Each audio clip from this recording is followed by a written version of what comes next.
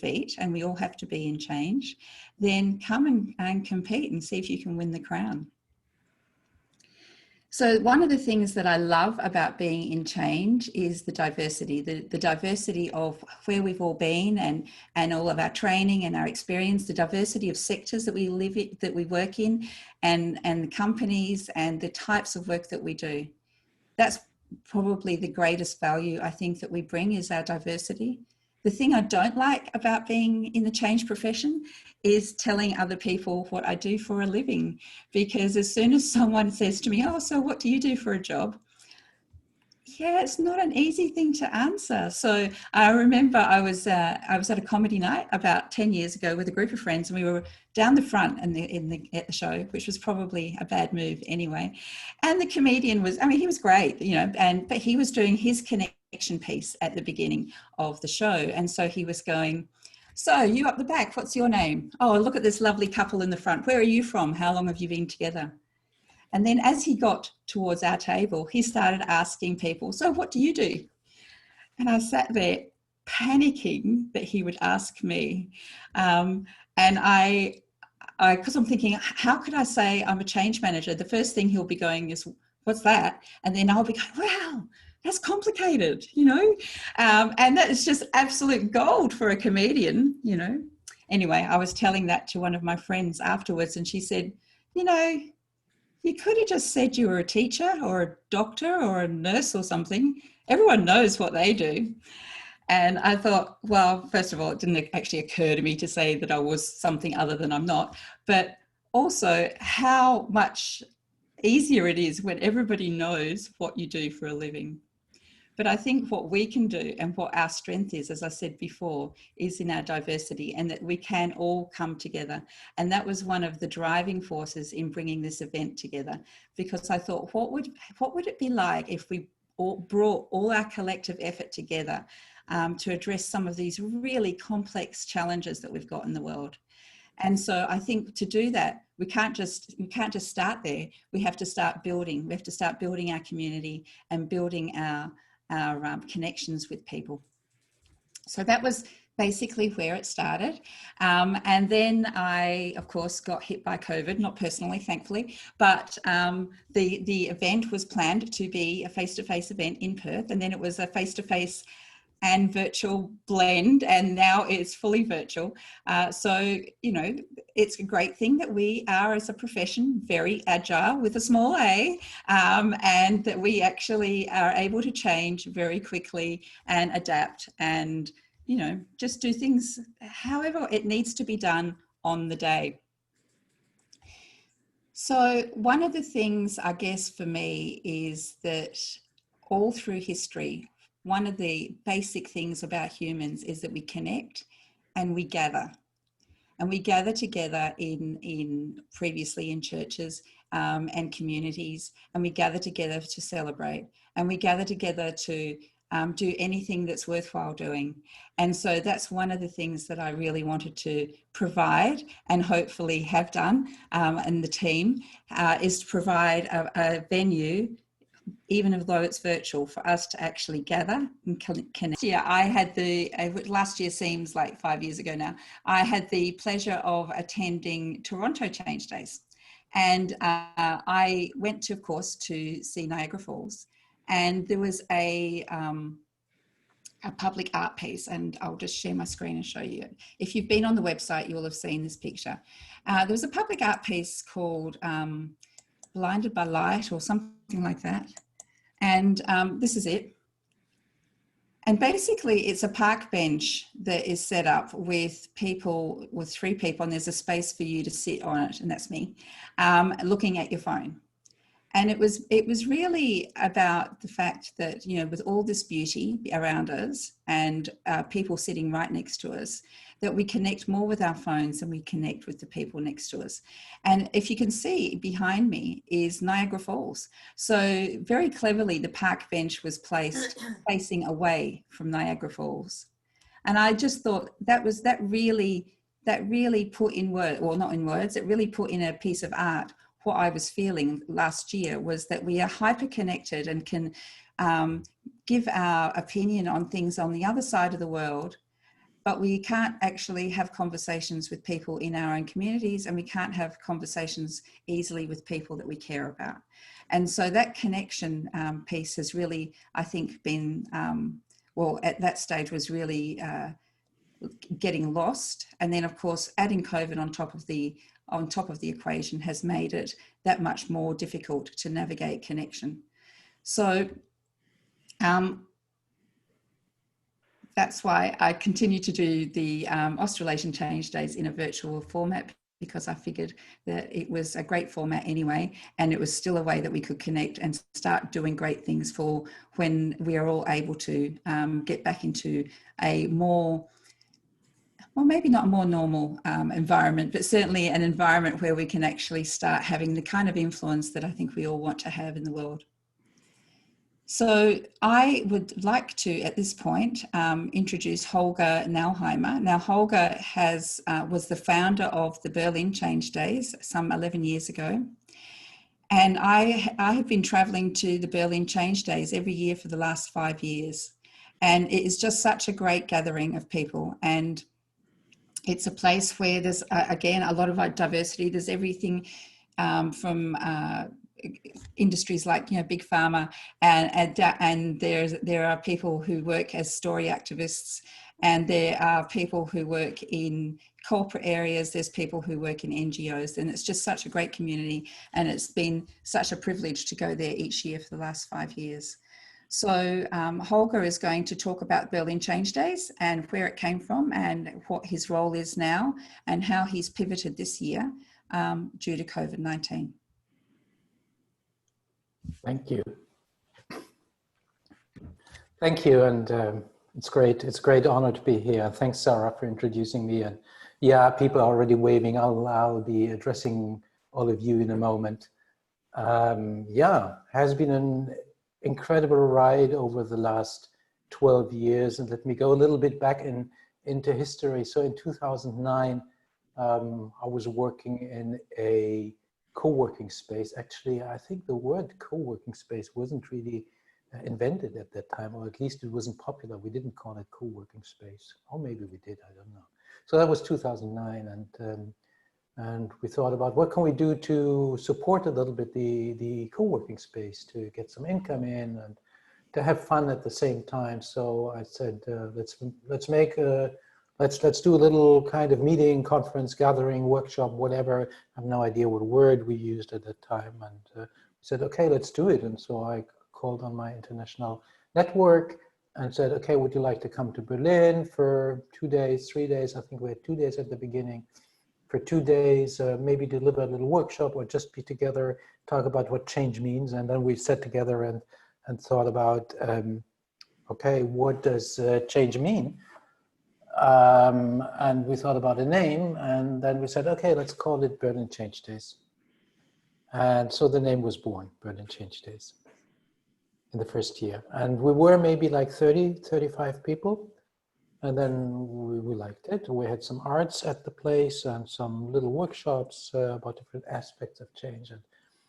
And we said, okay, let's repeat it. So next year we did it at the same venue. And more people would come, like maybe 40 or 50 or so. That must have been 2010. We still liked it. It didn't have a real format, except that there were like workshops and people, a little bit like a bar camp. Well, yeah, a bar camp, but some pre-announced workshops. And yeah, I compare it a little bit to the Love Parade. Maybe you've heard about the Love Parade, which happened in the Zeros in Berlin, which it started very small and then suddenly it grew every year. So in the third year, we were already more people, and we said, okay, we have to move the venue. So we moved to another venue in which we stayed for the coming 10 years. People who have been there know it as the school, because it's an old school turned into a language school plus convention center place. And so I think from year 4 or 5, we had the number of people we wanted to have, which is 150. Because then the place was full, and also we thought 150 is quite a good number. And people started to ask me, what's that? What's Change Days?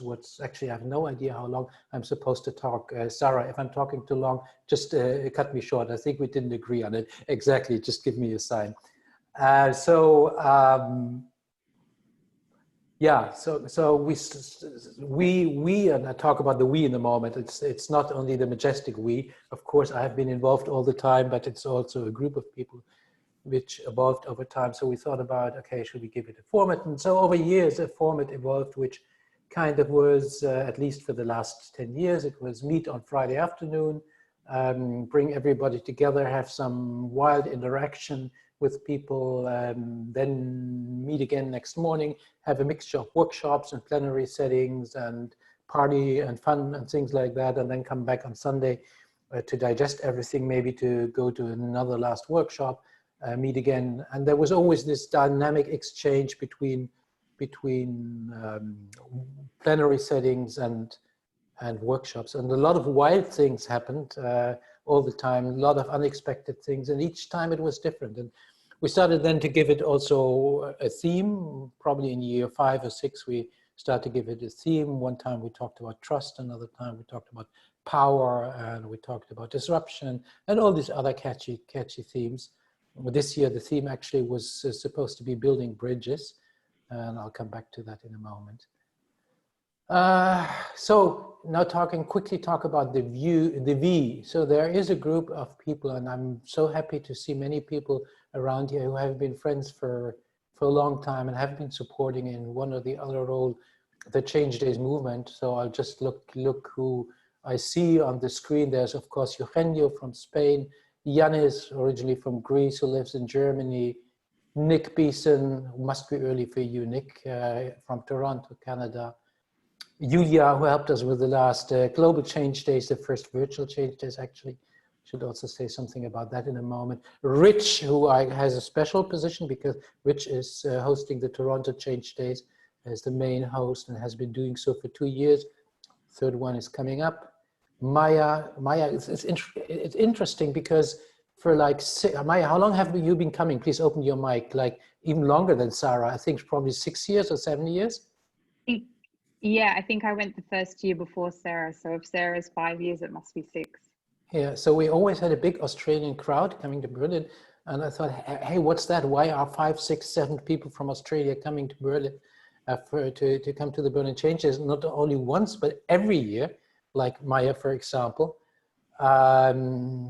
Leslie, I remember.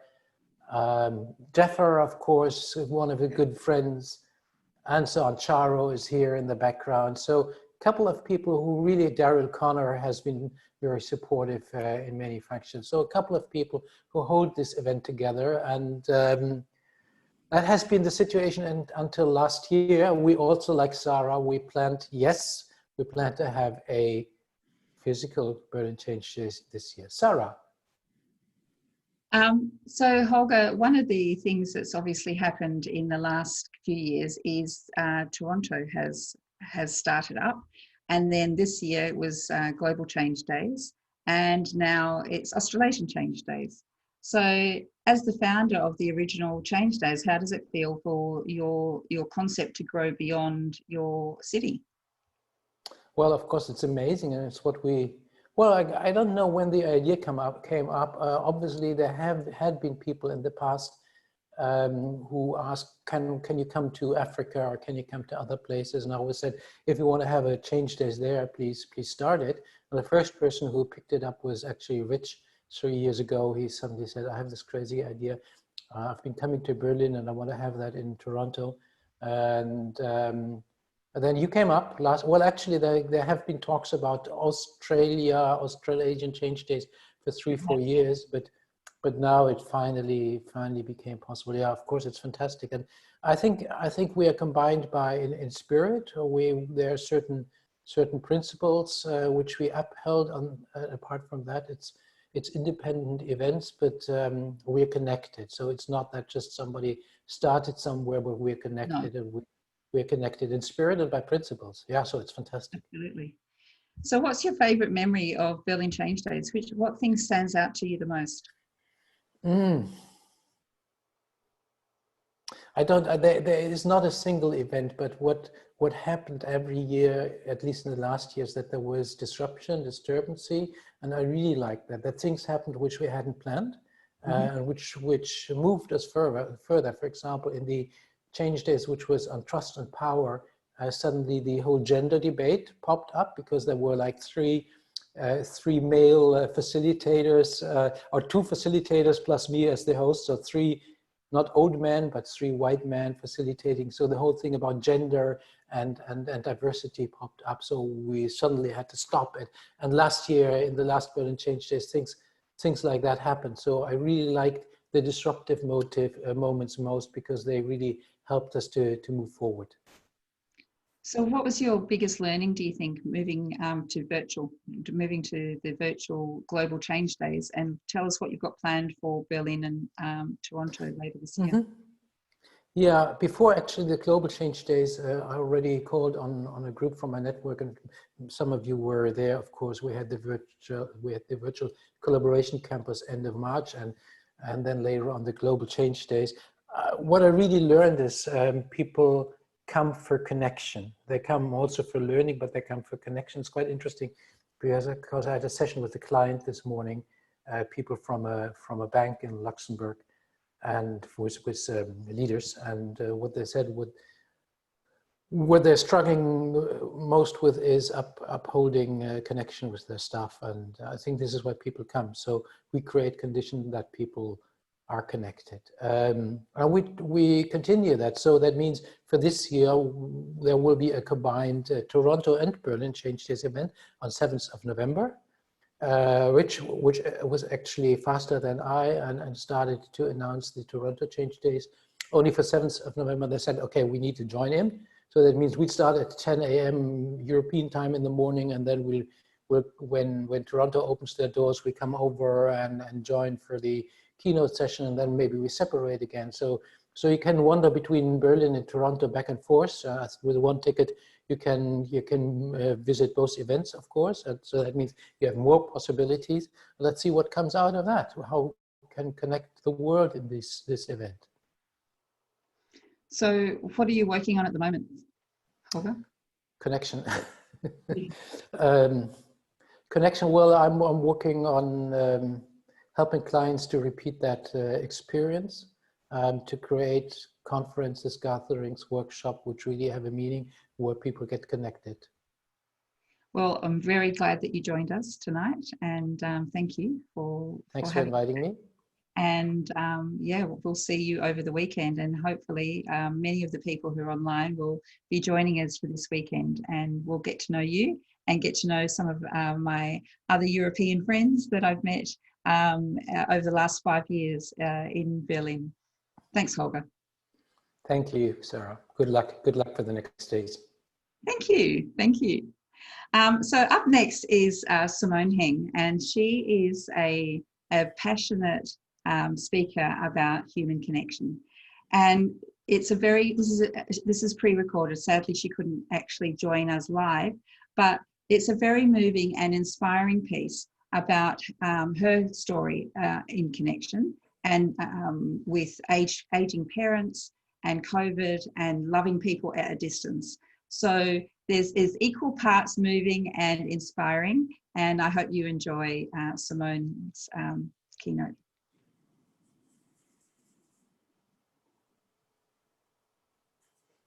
Hi everyone, I'm Simone Heng, and thank you so much for having me as the opening keynote here at Australasian Change Days. Your theme this year is building connectedness, and it's my sweet spot because I get to travel the world. Well, I did before the pandemic, but I get to speak around the world on the topic of connection, and human connection in particular. So today's session, I'm going to structure like this because this is a new format. This is not the same as being on stage. I'll be taking you through a journey, firstly, of explaining the importance and the power of human connection. Then underpinning this particular concept is my 3 pillars that I've discovered through my research that help to build and grow connection in our communication. Finally, I'm going to wrap up by explaining again why human connection is so vital to the legacy we leave behind and how we can spot the authenticity of a connection. So when we were evolving, we were early man, we were literally wired for connection. We were existing in tribes with our spears, hunting and gathering, and our brains are wired to this day to value togetherness. If we were pregnant and too slow for our fellow gatherers, the rest of the women in the tribe would feed us. If we were injured by hunting, the rest of the men in the tribe would hunt for our family. As our rapid technological advancements have happened throughout history, our cities change from being townships surrounding a central temple or church to being sprawling metropolises. But our brains still remain the same.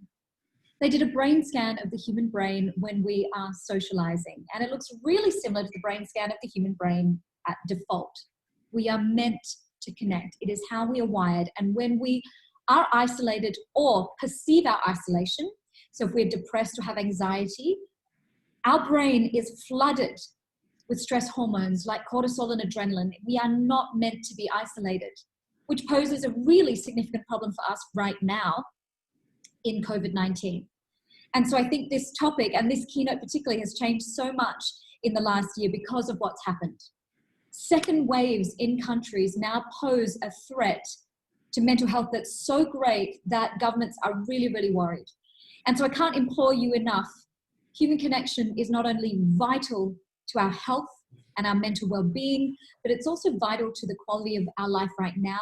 And I will argue by the end of this keynote to the legacy that we leave behind. It defines what we were placed here to do.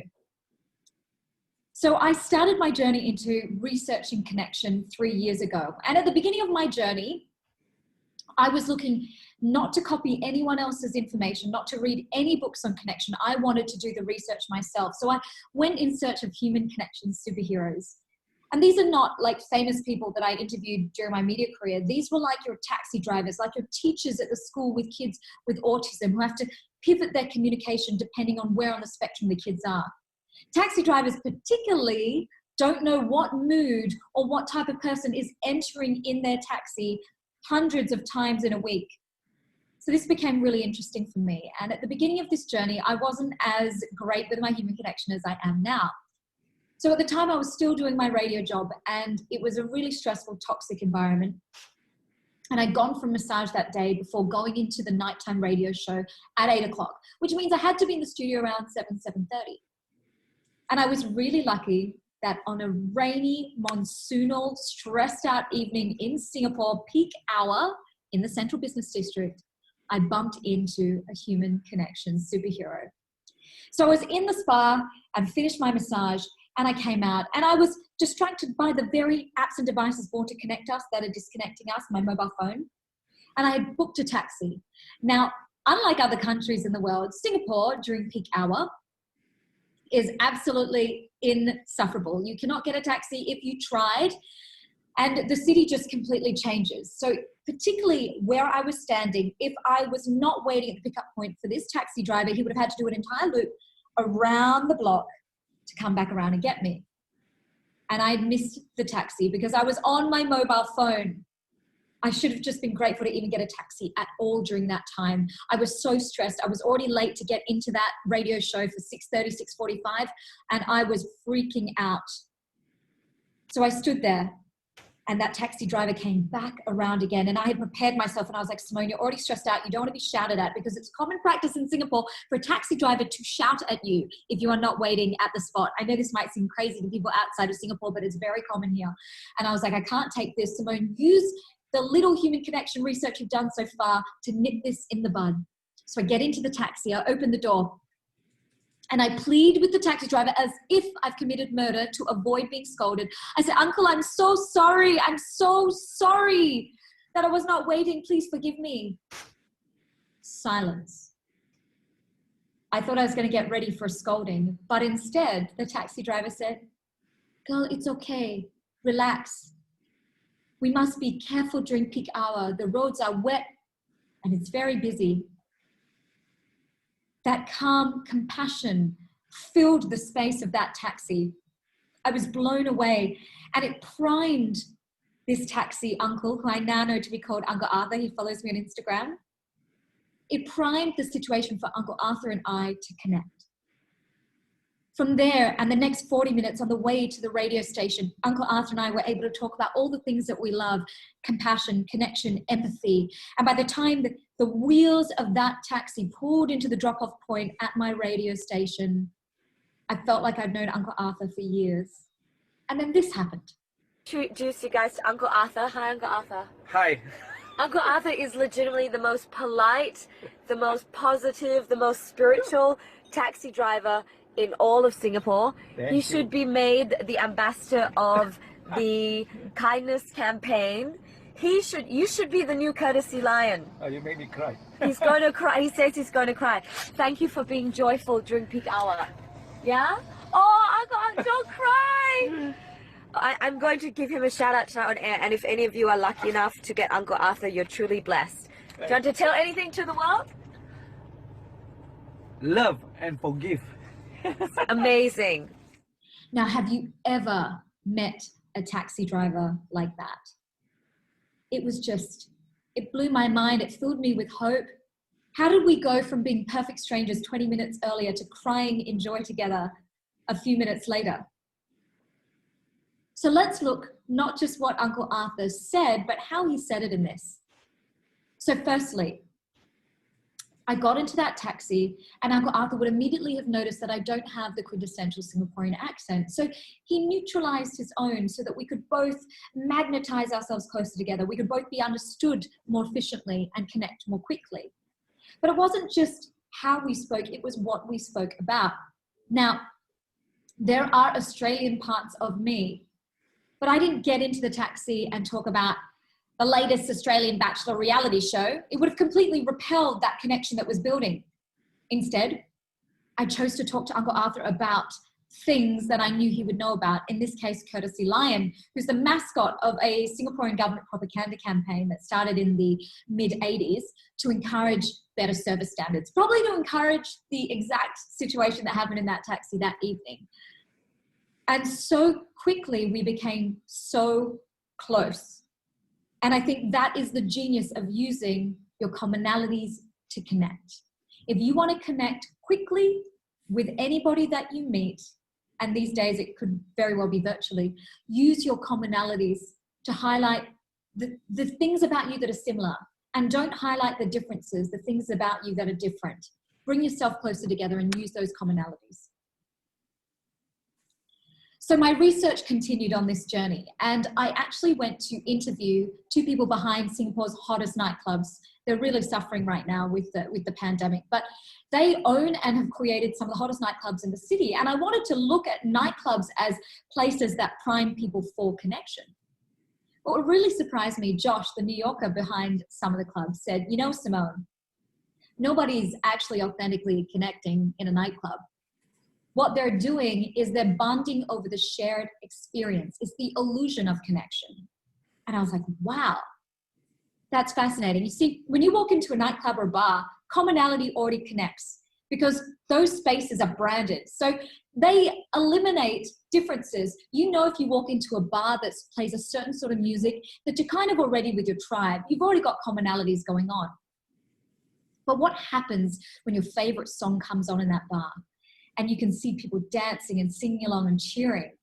And you look over to the table next to you and you see somebody else dancing and singing along. And that childlike nature that we have, that childlike nature comes out, and we drop all those labels that we walk around in the world with. We walk around with father, mother, sister, boss, change agent. We drop all of that and we are just our childlike human selves. And that's reflected back in the faces of the people around us. It becomes contagious, like sitting at a comedy show where everyone laughs at the same joke. You feel immediately connected. I thought more and more about this. What is happening? And I realized emotion gets connection into motion.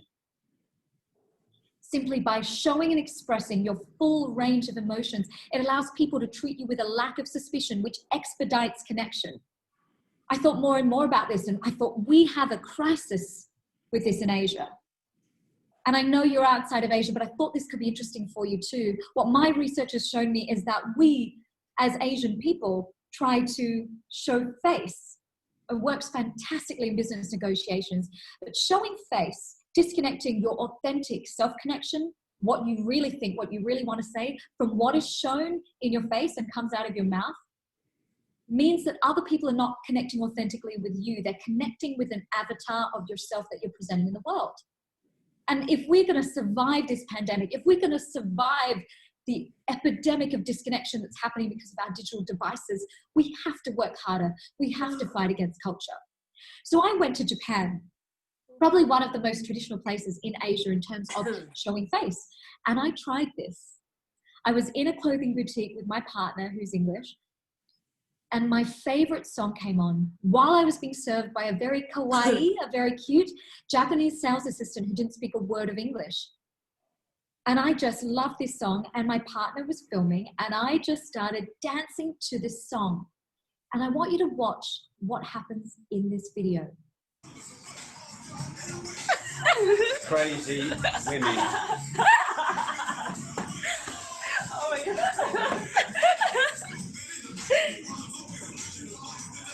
I don't know them. Me and this girl could not speak the same language. We were from completely different age groups and backgrounds.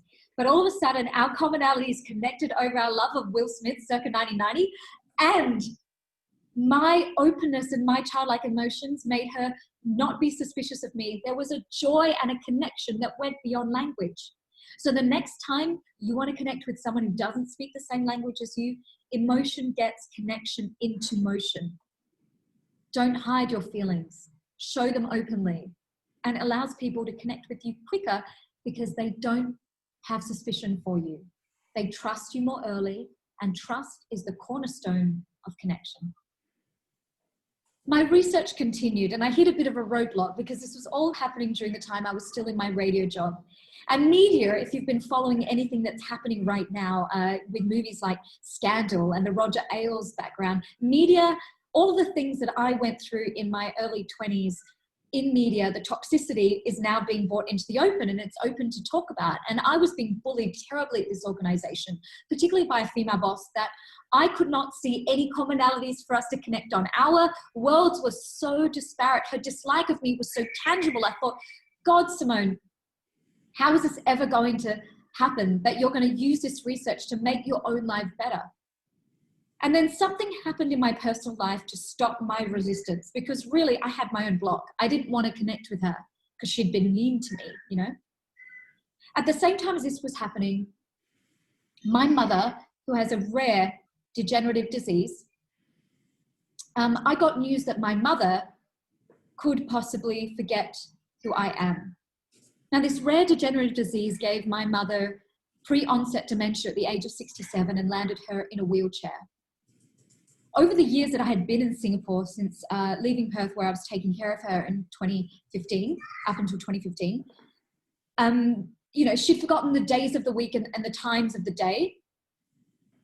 She forgot my dad had died of cancer in 2004.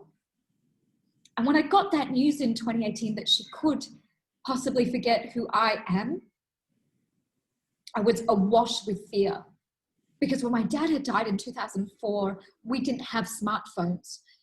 So I only had still photos of him.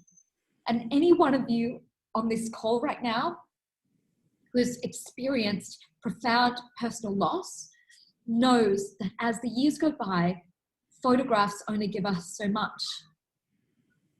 And this is also why I don't villainize technology in my work on connection, because I believe that we can use technology mindfully to increase connection. Over time, I had forgotten my dad's smile, his mannerisms, and his laugh, and I just didn't want that to happen again. So I started paparazzing my mum, and this is before I knew, and guys, this is a great nugget for COVID that I'm just gonna add in there. This is before I knew that studies show that the simple act of looking at a video or a photo of people we love through our technology actually elicits oxytocin, the bonding hormone. Our brain doesn't necessarily differentiate the love between that video and in person. Obviously, face-to-face is my preference, but in our current situation, it's not always an option. So I went back to Perth on a trip, And I started videoing my mum and I together in the nursing home. And I just want you to see this moment where this woman who's meant to know me better than anything in the world, this woman who gave birth to me, I want you to see the moment between when I'm a stranger to her and when she remembers who I am.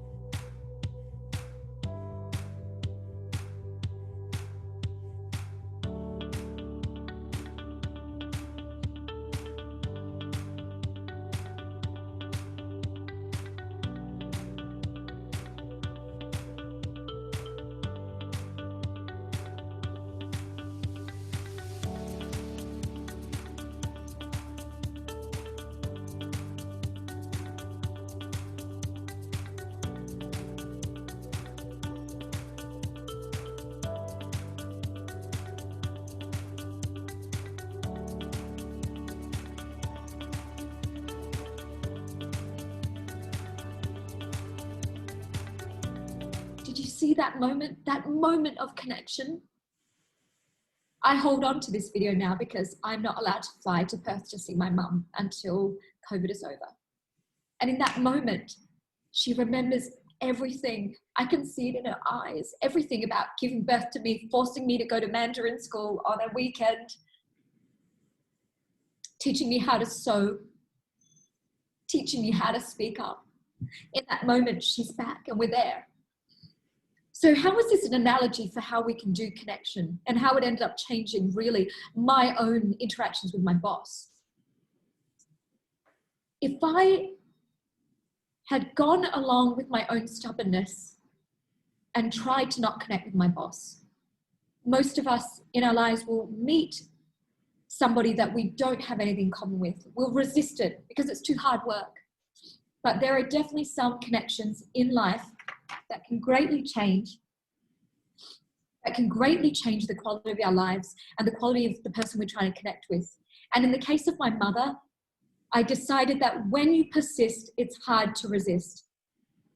That the persistence to be able to connect with the woman who gave me birth was more important than how hard work it would be. And I went back to the radio station after that trip and I solved things with my boss. It allowed me to leave that job on a good note. So when you persist, it's hard to resist. So I believe that my mother is the original human connection superhero. And I know this for a fact because when I first moved back to Singapore in 2015 to be kind of like a Z-grade public figure, if you like, I was inundated with messages on Facebook and to my website from my mum's former students. My mum was a teacher at RGS. If you don't know, Raffles Girls' School is like the Dead Poets Society School of Singapore. It's where the nation's most brilliant female minds go to be educated. And some of my mum's former students include an engineer who helped create the Singapore MRT and the Dubai Metro, which I later rode when I was in Dubai. They're members of Mensa. They're surgeons who save people's lives. These are busy community leaders, and this is important for the story I'm about to tell you. So I was inundated with these messages of people wanting to find out how my mum was, people wanted to connect with her. And I started thinking to myself, how is it possible that this woman who taught these students 40 years ago could have such a profound effect on them? And these women got her address from me and went to fly and visit my mum in that nursing home on their annual leave. With all of the work that they had to do, they made time. I mean, I don't know about you, but I can't even remember my school teachers, and that was a couple of decades ago, let alone 40 years ago. And I got my answer to why these women felt so authentically bonded to my mum after so much time. When I had to prepare a speech for International Women's Day, and this is like 3.5 years ago, right at the beginning when I first started speaking, and I hadn't found connection as a topic yet. And I wanted to research Singaporean women, Asian women who had a real impact on Singaporean society. And I didn't know anyone. So I rang my mum in the nursing home and she's sitting there hunched over in a little wheelchair. And I say, Mama, I'm doing this speech. Can you tell me the name of your student who was a member of Mensa who saves lives? And my mother, with her dementia, sat there with that cordless phone, and she said, oh, Simone, I'm so proud of them. Almost cracking into tears. And I was like, Mummy, I'm glad you're proud, but I need names. What about the woman who was the engineer and helped build the Singapore mass rapid transport system? And my mum picked up the phone again and she said, Simone, I am so proud of them. And at this point, I'm getting a little bit impatient, like we do with our parents. I was like, Mom, I'm glad you're proud of them. That's really great. But I need names for my speech. What about the woman who's the CFO now of DBS Bank? And this time, my mother paused for an inordinate amount of time. She said, Simone, I am just so proud of them.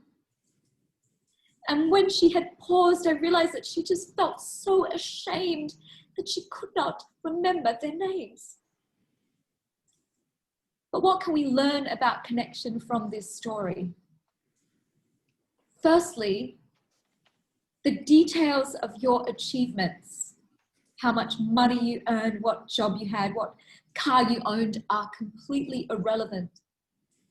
By the time you get to the nursing home stage, and I spent 1.5 years when I moved back to Perth, in and out of that nursing home for more hours than anyone I know who isn't a healthcare professional. And none of those aging people talk about any of those superficial details of achievement. They do not care. Every one of them is pining away for the human connections they made in their lifetime, praying that their grandchildren will visit them, talking about their husband like my mum does, who she thinks is still alive. The other massive takeaway on connection from this is that authentic connection can be detected by its reciprocity. The same way my mother never forgot teaching those girls, never forgot the feeling of inspiration that set her on fire from teaching them, to the point I was regaled with stories about these girls growing up that I actually thought they were daughters my mum gave birth to before I was born. Just the same way, the process of mentoring and teaching them set my mum alight with inspiration. They never forgot her teaching them. And that's why they would fly those thousands of kilometers to Australia to sit with her in that nursing home. Authentic connection is reciprocal. So in summary, it's pretty clear. Your human connections define the quality of your life right now, your health, your oxytocin, your happiness. Human connections define the legacy you will leave behind, how people thought of you, how people felt affected by you, the ripple effect you left in the world. Your human connections define your life. So please, let's all aim to do it better. And we can start that absolutely today. I want any of you with an elderly person in your life or a friend you haven't seen in a long time that could be at risk in this pandemic. I want you to pick up that phone and just give them a phone call, not an SMS, a phone call. Let them hear your voice. Let them have that emotional information from you to connect with. Mark it in your diaries and make an effort to do it. That's just one thing I want you to leave, one thing I want to leave you with today. Thank you so much for having me.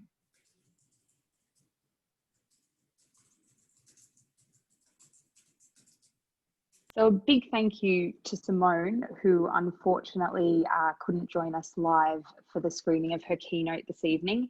I'm not going to lie to you, in hindsight, volunteering to go after that was not my brightest moment ever, so not as polished, but bear with me.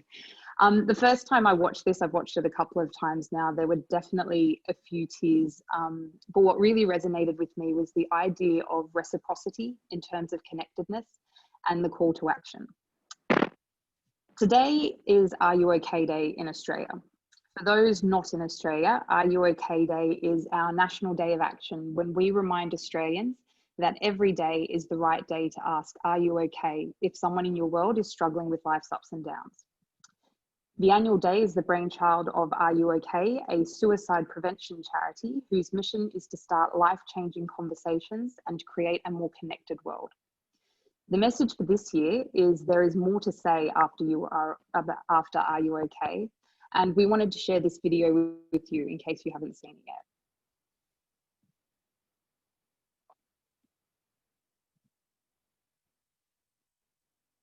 Are You OK Day is Thursday, September 10.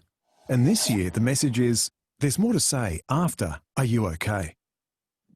What do you do if you ask someone, are you okay? And they say no? Any ideas? Anything?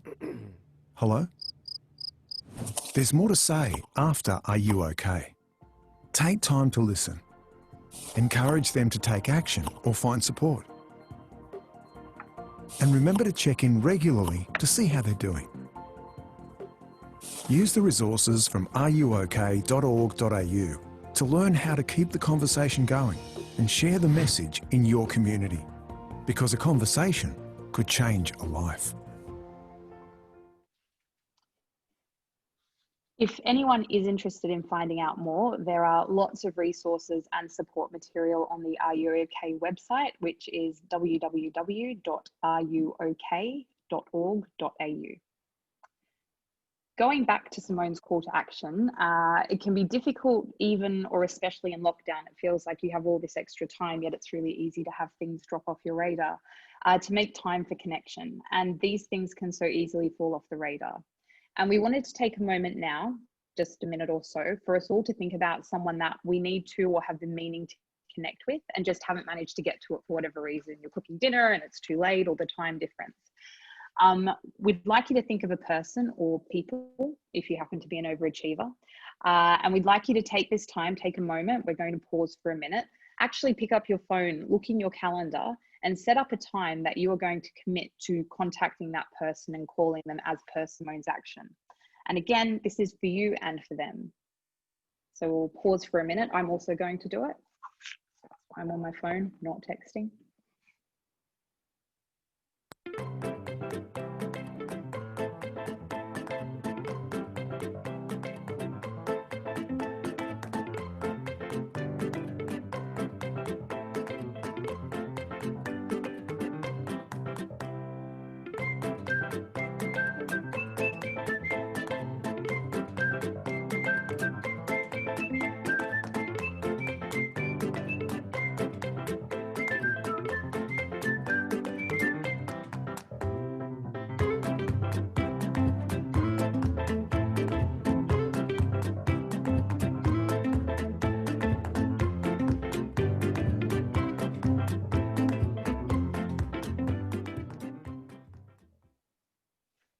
Thank you. Thank you for the music. I'm going to slightly swap around what I was going to do, just rather than messing about with screens.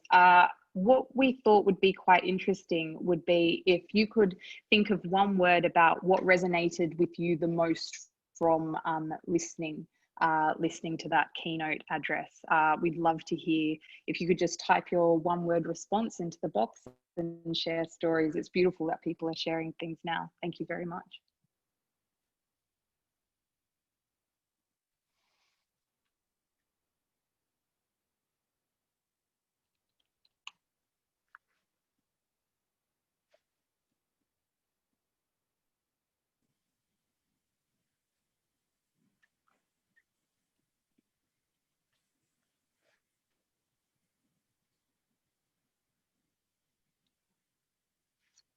Amazing.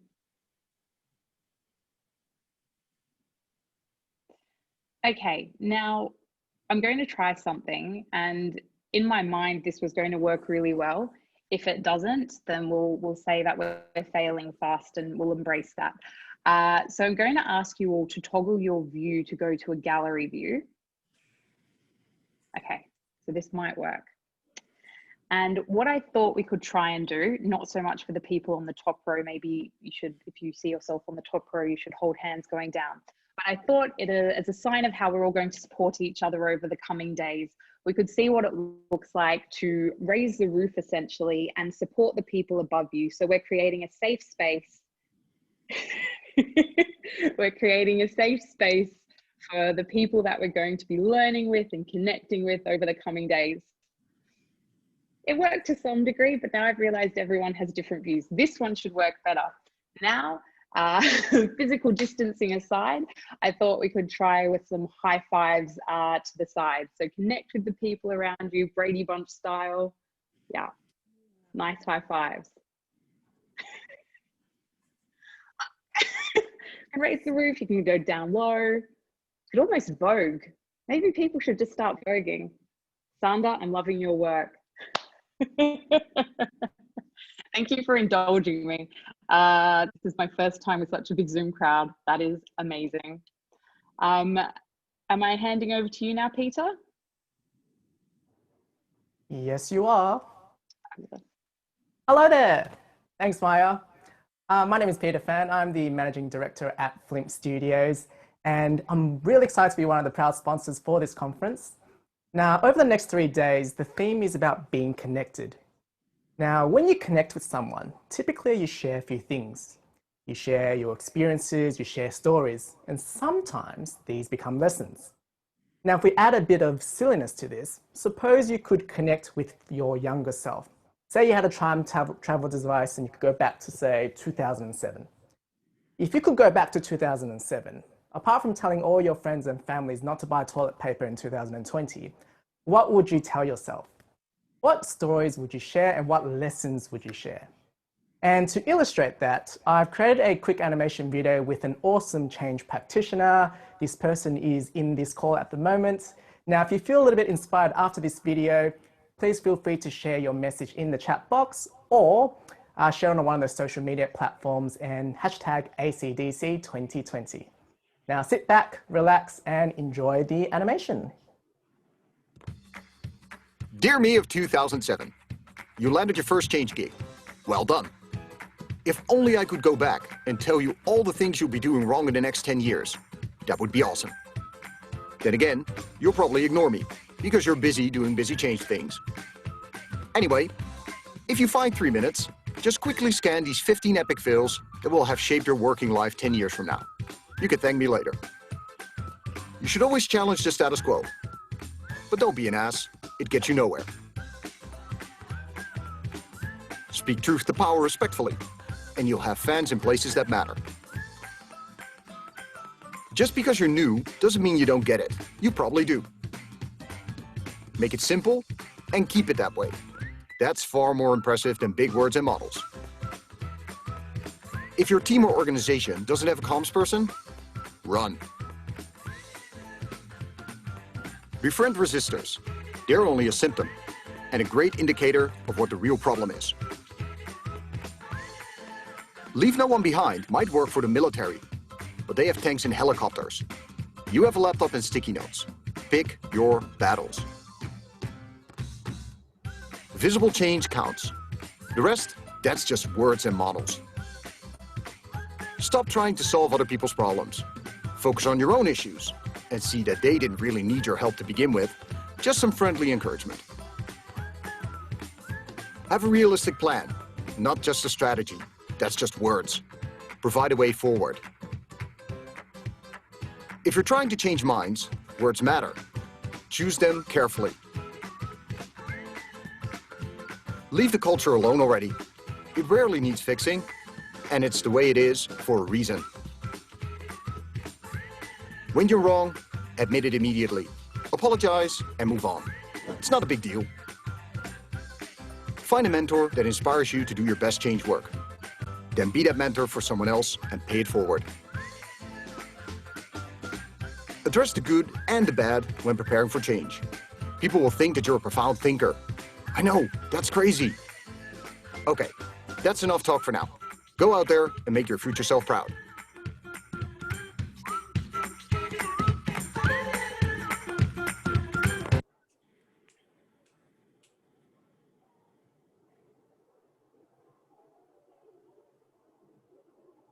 And it's over to you, Sarah. Thanks, Peter. That was amazing. You think you had got it bad, Maya. I've had to follow Peter's animations twice. So yeah, that was a lovely, light-hearted look back at a career that spanned more than 10 years for one of our very close friends, Gilbert, who is in the room tonight. I won't even try to pronounce his surname because it's Dutch and I don't have enough vowels to pronounce it. So but everybody who has ever met Gilbert will definitely know who I mean. And if you haven't met Gilbert, please reach out because he's definitely worth knowing. In fact, he one of the things that he and Peter, in fact, did a few years ago now, when I was talking about how it's really hard to know what to call yourself when people ask you what you do. They came up with 30 different job titles for change people, my favourite being Complexity Unraveler. So there you go. Well worth connecting. The next person that we're going to hear from tonight has been in the industry since before it began, really, because he has been an organisational psychologist and really leading change and leading people to do better for a very long time. And if you haven't heard of Daryl Connor, you definitely should look him up. If you haven't heard of him, you've probably have heard of the change commitment curve, and you've probably heard of the burning platform analogy. Both of those came from Daryl. I was honoured enough to do his course Raise Your Game a few years ago, and it's for experienced change practitioners. We don't talk about models, we don't talk about all of the tools. They are part and parcel of what you do, but not about who you are. And Daryl really is great at getting to the essence of who you are. And that is his really great gift to everybody. So without further ado, let me introduce you to Daryl. Hi, Daryl. Hi, Sarah. How are you? Doing fine.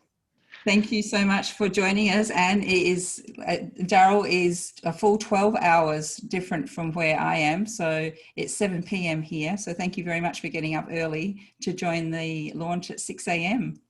More than happy to do it. And thanks to you and Holger and the whole team for making this possible. It's so important for us as a profession to get together. And I know there's immensely more work that was involved than any of us know, but what little we know is inspiring. So thank you. I was very fortunate. I had a good team, and I know a lot of people say that oh yes, I had a good team. I actually really mean it. They are amazing, and I've been so fortunate to have them for the last 6 months, really. And it's the last couple of weeks in particular have been intense. So yeah, it's been really great. Yeah. I was really struck by this theme of connectedness, and what occurred to me is that that connectedness has two orientations to it, I think, for me. One is certainly the connectedness between us and those we're in service to. I'm going to refer to them as clients, but sometimes people think of that as just a term that external consultants use. To me, any change practitioner that is in service to someone, some group, has a client. So I'm going to use that term as an internal or an external resource reference point. And it strikes me that that without a proper connectedness to those we're in service to, that our effectiveness is going to be reduced. But then preceding that is the importance of being connected to ourselves. Because if I'm not connected to me, then what have I got to offer you, right? So that was the bridge for me to begin to explore this whole notion of connectedness and what does it mean in our profession. And I think it's particularly important at this point because we're living in an unparalleled level of destabilization. It's unparalleled in our life. Honestly, humanity has faced even more change before this, but this this is as much disruption as many of us have faced. And the notion of this kind of unparalleled human and economic devastation within the organizations. Can everyone put themselves on?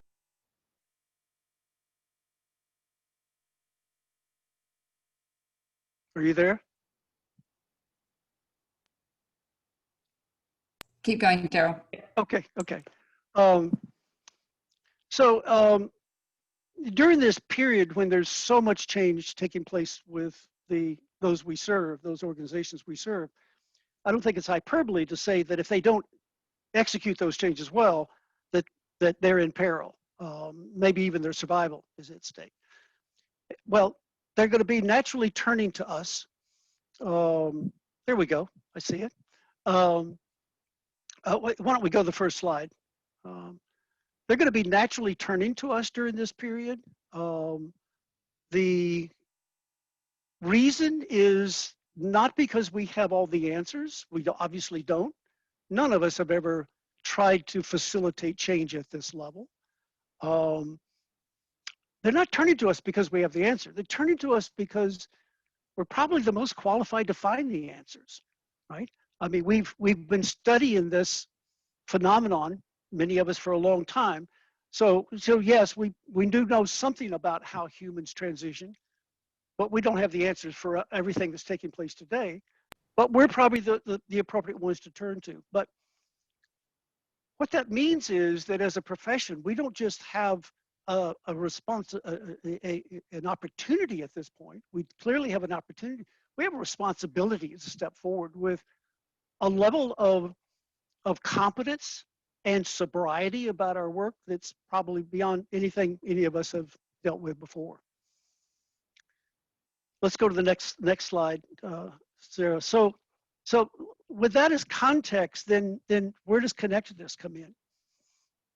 I think that without being deeply grounded in ourselves, deeply connected to the core of who we are individually, we're left with nothing but methodology, tools, and techniques to try to create value.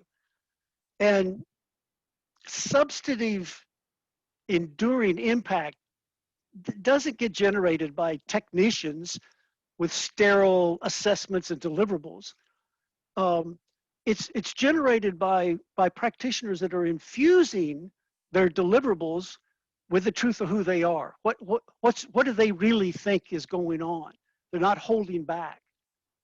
So it's only through this internal connection to myself to know what that truth is that I can make available the contribution to clients and make that connection.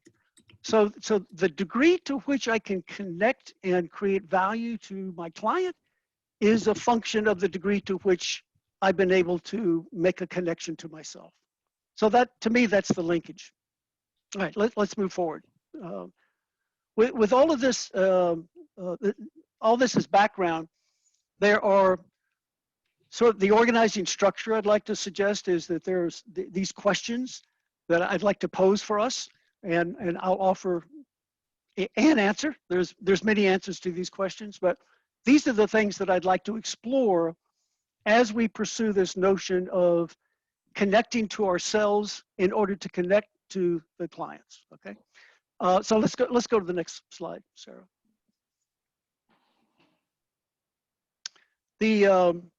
So the first one is what is it that clients even think of our profession? Let's go to the next slide, Sarah. So some of you know I began a research project, very informal, non-rigorous, non-academic research project, now several years ago, where I started going to organizations, primarily senior leaders, who were spending money on change management, sometimes hiring external consultants, sometimes hiring internal staff, but nonetheless, they were investing in our profession. Simple question: what value are you getting from our profession? And specifically, I was asking them about the practitioners they had worked with. And so I want to be clear with you. I didn't limit my pursuit here for only those people with change management in their title. Anybody who has a discipline that they're using to foster others going through change, I consider them change practitioners. So it's not a narrow definition, it's a wide definition. So with that definition, Sarah, let's move to the next slide. That was the question. How much value are you getting from people like this? Well, I got good news and bad news. Bad news first. Quite a few, more than I was expecting, of these leaders said, I don't get any value from your profession. Actually, I would prefer for you just to leave us alone. I don't need you. It was a waste of money. More than I had anticipated fell into that category. However, here's the good news. And by the way, those that fell into that category, my speculation is there's two categories that generated that bad news. One is you've got a bunch of practitioners that are new. You know, they're still learning the craft, and unfortunately we have some practitioners that are just inept at this work. But nonetheless, there's that category. Here's the good news. Let's go to the next slide. The good news is the vast majority of the responses that came back said, oh, change management, you people, hey, I'm good. I think I'm glad you're here. I have gotten a lot of value. So it was a very positive. The vast majority were very positive in what they had to say about our profession. Now, to me, that's a pretty good sign. I mean, we're a young profession compared to many. We're what, 50 years old or so as a formal profession. So to be able to have most of the people we've served tell us that we've done a pretty good job, okay, all right.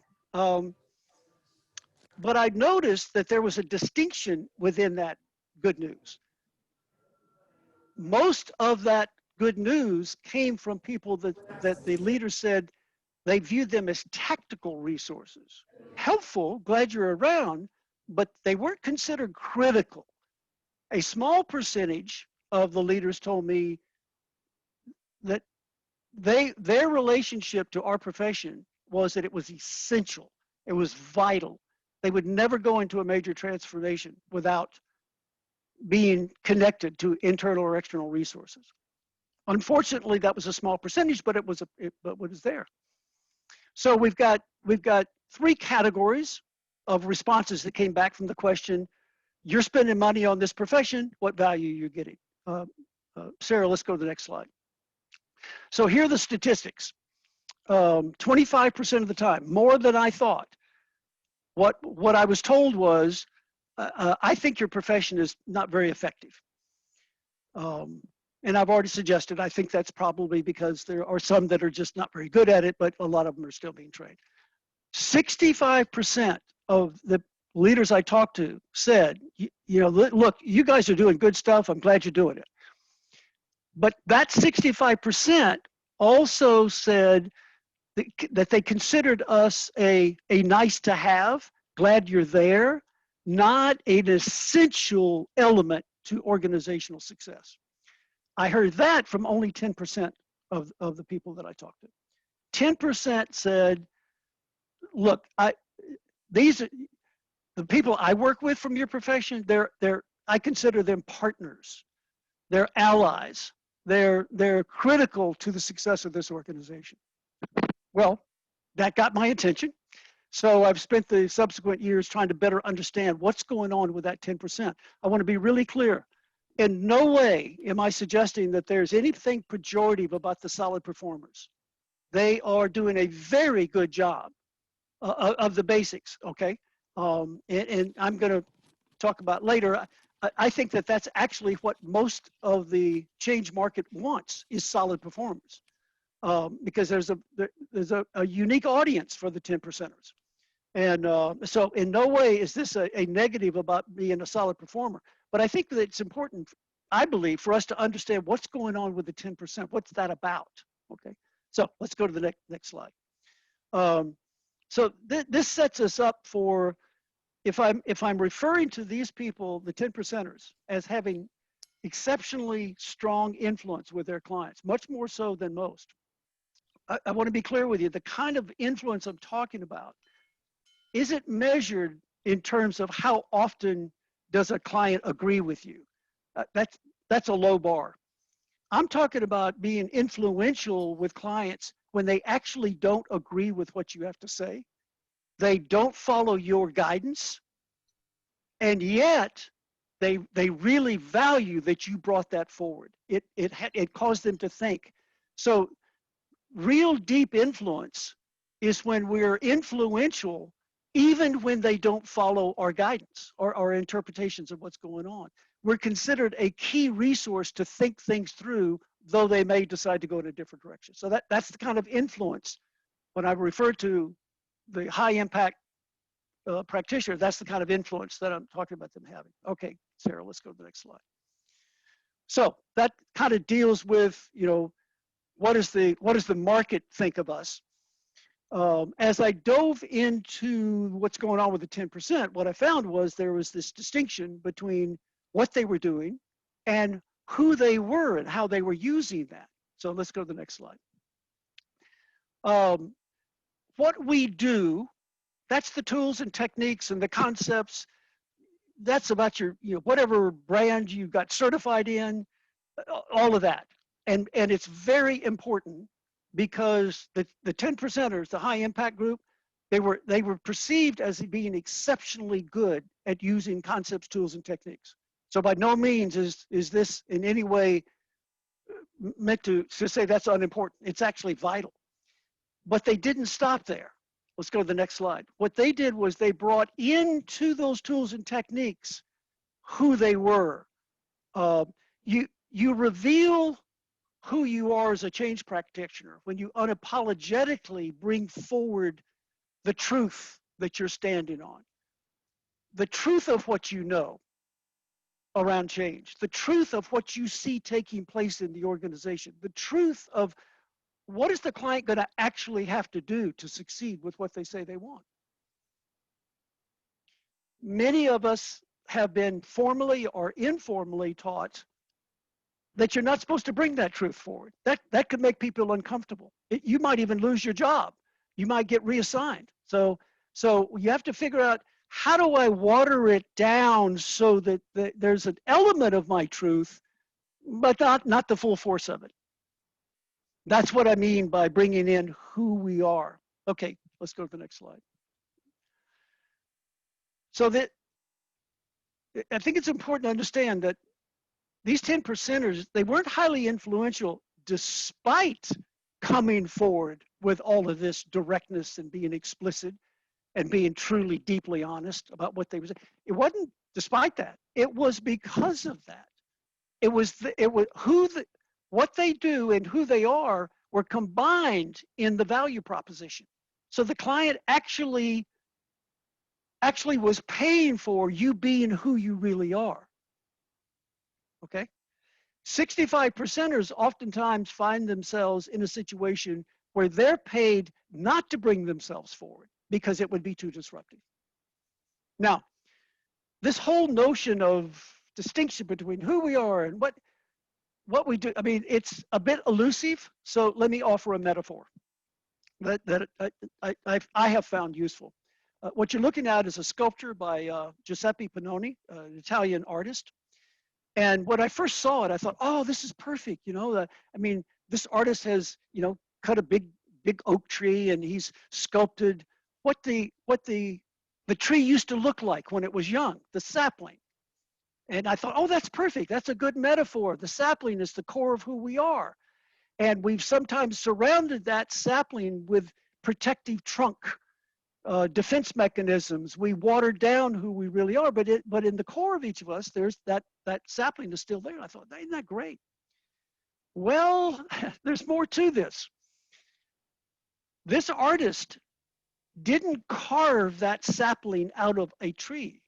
No, what you're looking at is the actual sapling. This isn't a rendering of what the tree looked like. What he does is he finds the knots on the outside of the tree, and he traces them back by cutting out what wasn't the core. So what you're looking at isn't an image of a sapling, that's the sapling. Go to the next slide. And I got so intrigued once I learned how this artist operated that I kind of tracked him down. And here's a picture of him working. I mean, look at this guy. He's getting rid of what isn't the sapling so we can see the sapling. To me, that's reflective of what we're called to do, is to think of the trunk as protective mechanisms that we've built up to not reveal all of what's really there in the sapling.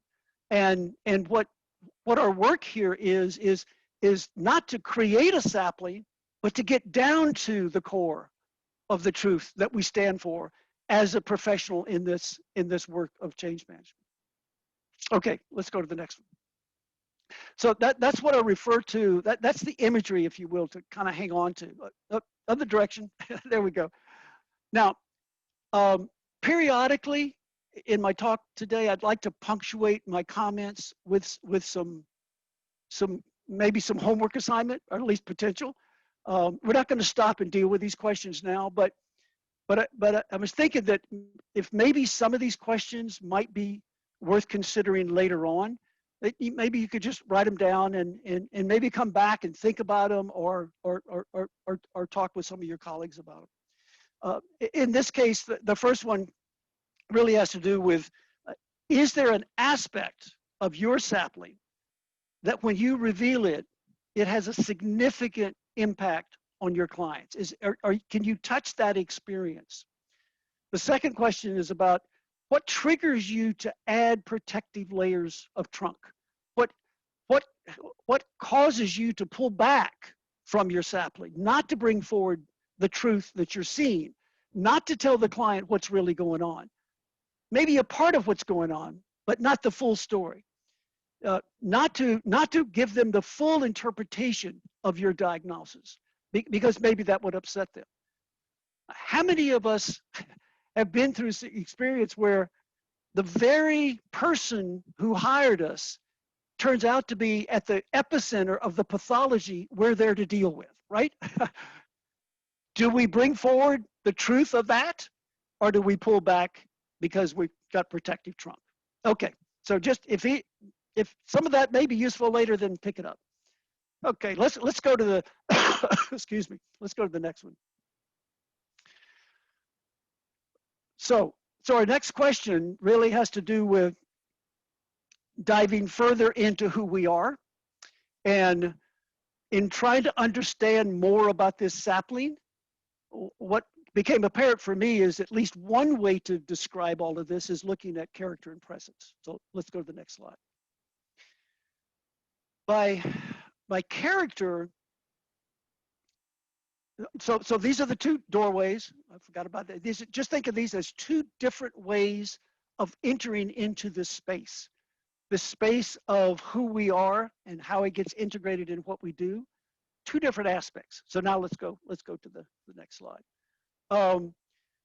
When you think about character, I want you to think about whatever experience you have of not watering down, being blatantly honest with the client about what's really going on, even if it was disturbing to them, maybe particularly when it was disturbing to them. Think of that as coming from someplace deep inside of you, and I'm giving that sapling inside you a name called character. So character is the designation for your sapling. Now, presence is how we express that truth. It's the interface between our sapling and the clients we work with. They don't see our character. What they see is the presence that we create. So think of the presence as the degree to which I authentically represent the core of who I am when I'm working with clients. Okay, let's go to the next one. Character is the core of that sapling. It's the most fundamental building block you have to work with on the who we are side. Think of it as DNA distinctiveness, okay? Because it's the basics It's the basis of your individuality. It makes you, your core character makes you unmistakably unique. You know, 5 of us can use exactly the same diagnostic tools, and yet we can have very different impact with clients. Well, it's the same tool, and let's assume that we're all proficient in that tool. What's the added element? It's bringing in who you are, the unique interpretation you have, what you've seen, and what truth that surfaced for you. That's what I mean by character. Let's go to the next slide. Presence, then, is the voice of that character. Think of character as being too far inside for it to interface with our clients. We have to give it a voice. And so presence is this force field around you that flows around and underneath your words and actions, and it sort of forms this influence bubble. And once clients enter that force field, the degree of influence you have is tied to not only being skilled at what you're doing, but the degree to which you're given a full voice, an authenticity to what you actually have inside your sapling. Okay, let's go to the next piece. So these two have to tie together for us. They have to link. Regardless of what methodology you use, it doesn't matter. Most of them they're all good. They're variations, but it's not a matter of methodology. It's a matter of this linkage between what we do and who we are. Here's the problem. Most of us don't pay any attention to bringing forward intentionally as part of the value proposition. We don't think about bringing forward who we are. We think about what tool and technique am I going to use. 10%ers intentionally utilize who they are as part of the value that they're generating. Most of us, however, pay more attention to what we're wearing that day or whether the internet's working. Those are the things that get our attention, not to what degree am I authentically representing what I'm actually experiencing as a change professional in this situation. So let's go to the next one. So there's a package that gets formulated here. At the core of this package is who you are, and I'm referring to that as character, and it's only revealed to clients. This package can only get unpacked to a client through the presence that we create. So you can't just work on your presence without it being tied to and reflecting the core of who you are. So we have to get connected, back to connection. We have to get connected to the core of who we are before any of this has any viability. Okay, let's go to the next piece. So these 10%ers, these high impact practitioners, what they did was they integrated the two aspects. I'm not spending any time on what we do, not because it's unimportant, but it's typically where we focus. So I'm just trying to raise what we typically don't focus so much on, because it's the interaction, the integration of these two. That's where we will have the greatest influence. And remember, more than ever, it's important that we have as much influence as possible because of so much chaos going on. We're the ones they're turning to, remember. So we've got a responsibility to bring forward the best we have. All right, let's go to the next slide. So here's another set of questions for you. Again, these are take-homes. Use them, toss them, whatever you want to do. But my hope was that maybe there'd be something here worth pondering. So the first question has to do with, to what degree have you explored character and presence as part of your professional development? I don't mean therapy or counseling or personal development. All of that's great. I totally support that. But that usually is has a different purpose. I'm talking about exploring the core of who you are in your presence as a professional development activity in order to bring more value to your clients. How much of that have you done? And how many of your clients are recognizing who you are valuing who you are. So if you are bringing forward who you are, is it registering with your clients? Okay. Takeaways, use them if you want them. All right, let's go to the next piece. So this last thing I'd like to address is, to me, an obvious question. There's a lot of benefits, I think, to the client and to us to operate in this 10% zone, and yet it's 10% of us, right? Now, I'm not going to quibble about look, the research wasn't rigorous enough for me to say, oh yeah, it's only 10%. So think of these numbers as orders of magnitude, okay? There is a larger population than I wish that clients don't think that we're that valuable. The vast majority think they're valuable, that we are valuable, but the bigger piece of that is they see us as tactical value, not strategic value. There's a small percentage that see us as strategically valuable. I'm not gonna argue the numbers, but that's the order of magnitude. Why is it that so few of us are perceived to be in that category? And something else I want to be clear about. I'm not saying that only 10% of us are this way. What I'm saying is we are perceived to be, as a profession, only having 10% that operate in this way. Why is that? Let's go to the next slide.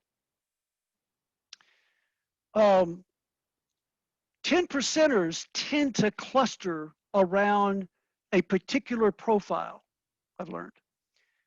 They are drawn to or attracted to this profile, and the profile generates within clients a need for more experienced, deeper analysis. The profile has three components to it. If you think of three continuums, some projects are somewhere on a line between incremental change and transformational change.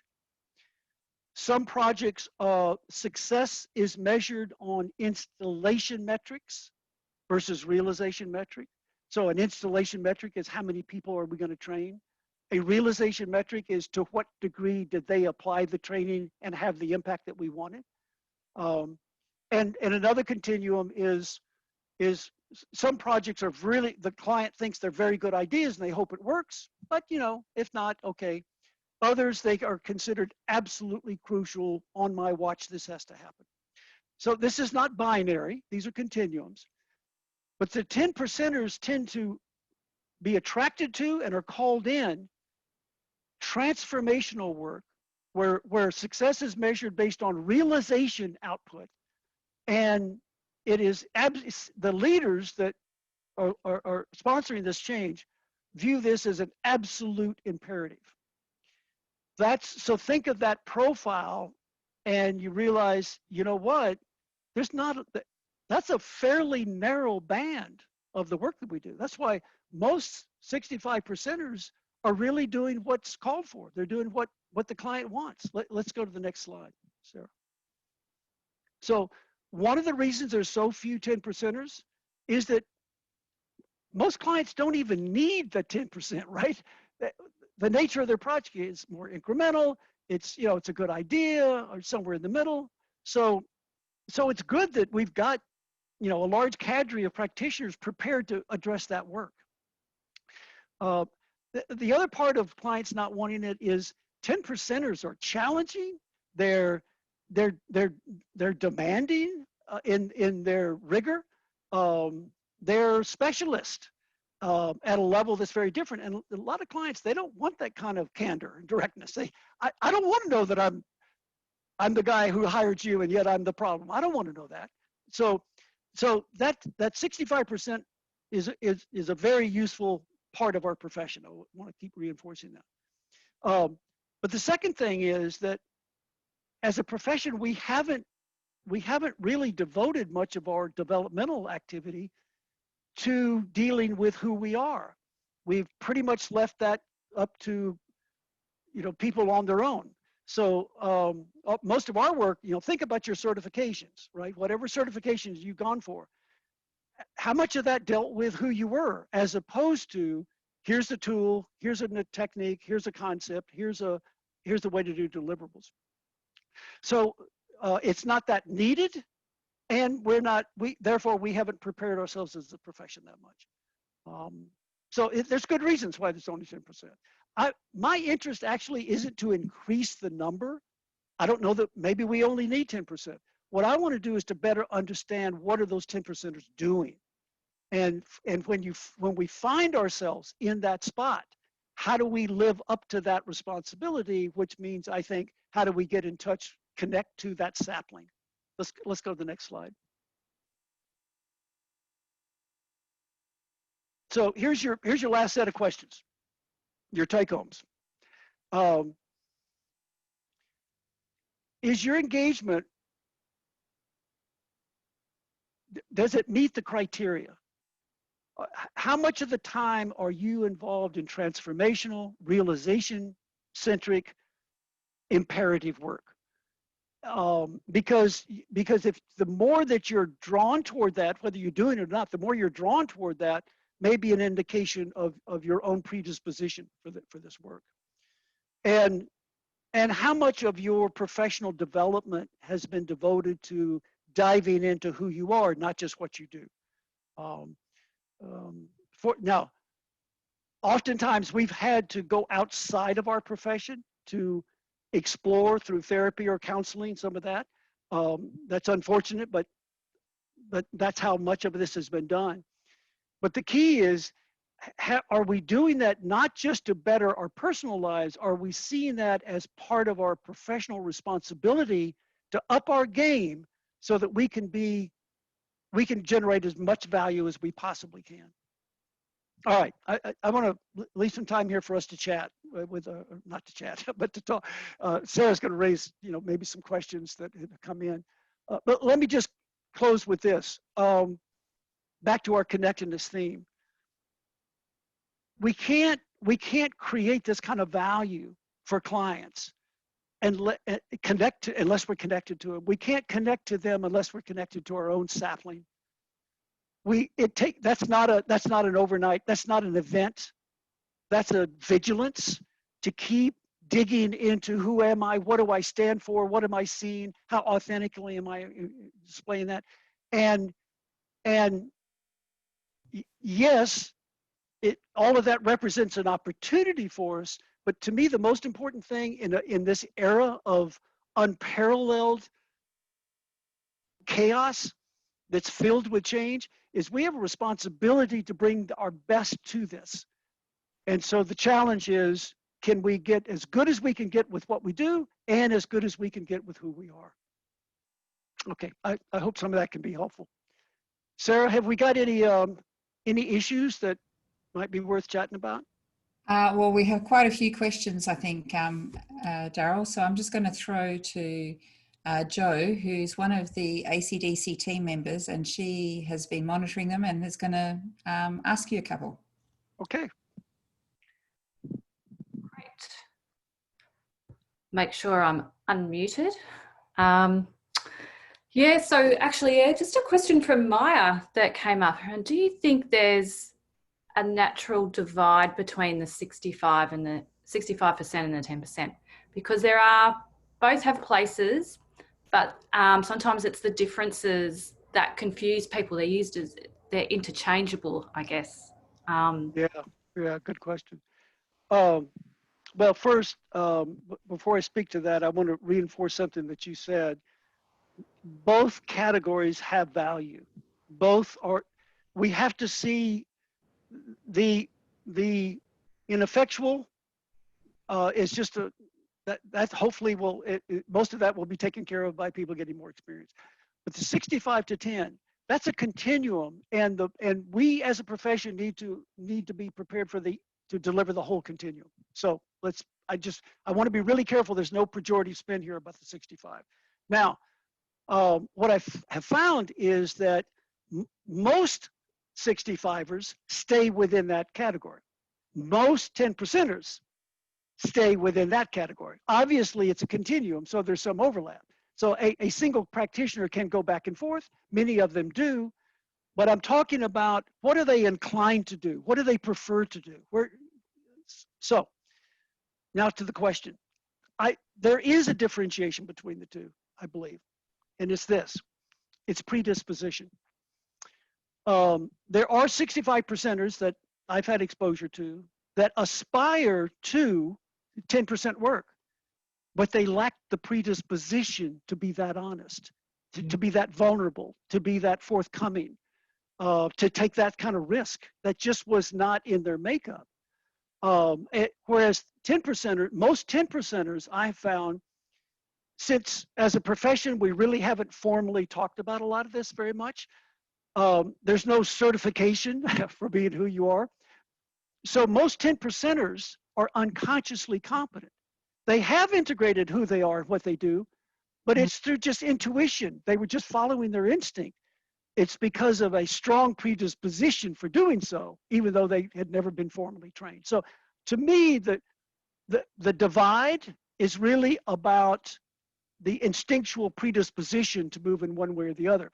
And one example of that is, what is the level of frustration that the practitioner experiences when he or she walks out of a meeting knowing that they watered down the reality of what's really going on to please the client. We've all done it. That's not the issue. We've all done it. 65%ers tend to walk out not even recognizing what they did. Yeah. And if they do recognize it, they don't see it as that problematic. 10%ers hate what they did. That's ridiculous. I've got to do whatever's necessary to not fail to bring myself forward going. What they're speaking to is a predisposition inside their sapling. Yeah. Yeah. Yeah, that's really interesting. Just a couple more comments or themes that came up along that similar theme. Someone actually asked, well, a couple of questions came up around what the potentially the leaders that you spoke to who gave the different responses and came up where you came up with the 10%ers and 65%ers. I wonder if they actually shared any particular characteristics. And this came from Claire. Imagine, she said she imagines that there are some leaders who might describe a change manager as ineffective because they offered a different view to a leader, for example. So could that be to do with the characteristics of the leader, or potentially as well any biases, or totally the character of the change? Well, there's several issues that can surface with that question. One is there was a distinction about the kind of influence. That's why in one of the slides I said, this isn't about whether the client agrees with you or not. Yeah. 10%ers are seen as valuable even when the client says, I'm not doing what you recommended. But thank God you brought that forward for us to think about. That's the, I don't know that I completely agree with you that I'm the problem, but I know that I know without you telling me that, I won't even consider it. That's the kind of influence that we're talking about.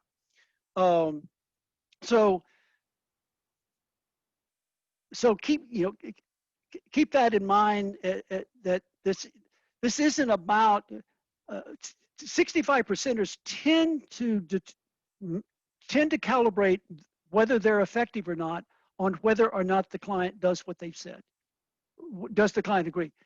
10%ers, their measurement is to what degree was I honest about what I really see going on, and does the client value that separate from whether they're going to follow it or not? Yeah. So there's many aspects to the question, but I'll stop there. Yeah. And actually another question from Sander. He actually asked, let me just quickly read that. So, so many or most organisations don't even need that 10%. Which organisations do need it? Do need those 10%ers? What kind of problems are they struggling with?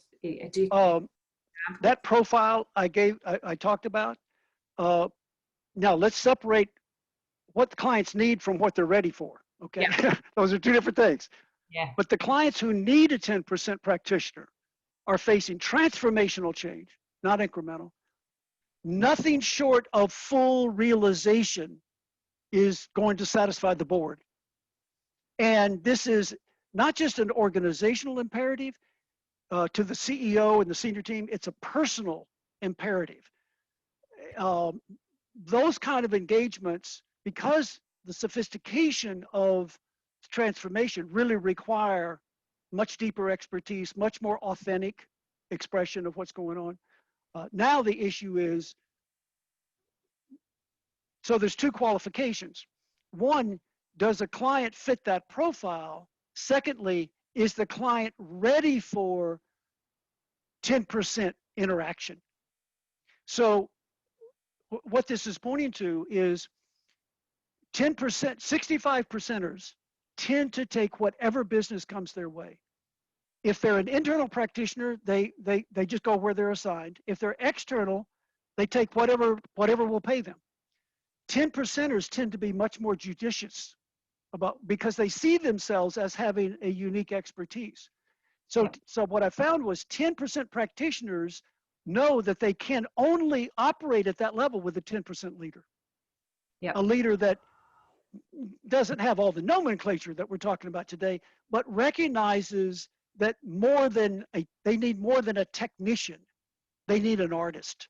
Yes. And the artistry, part of that artistry is the partnership of really being in this together at a deep level, which means we're back to connectedness, which means they're bringing forward who they are, not just what they do. Yeah, I love that. And actually, Anna asked a question around how do you actually keep yourself honest to your core or your character to be that 10%? There's lots of answers in the chat there, but I'm wondering about your insight to that. So to me, instead of trying to make sure that I always am true to who I am, to me, there's a better metric. And that is, how often am I not true? So instead of counting when I do it, I want to be attentive to when I don't do it. And because that's my edge. Something had me go toward trunk instead of sapling.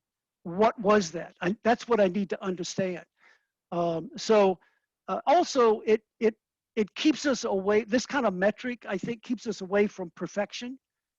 Look, I've never met anybody, certainly not my experience, where there's 100%, 10% activity all the time. No, we all fall into traps and get seduced and feel the economic pressure or whatever. So to me, this is not about some theoretical perfection. This is about an aspiration.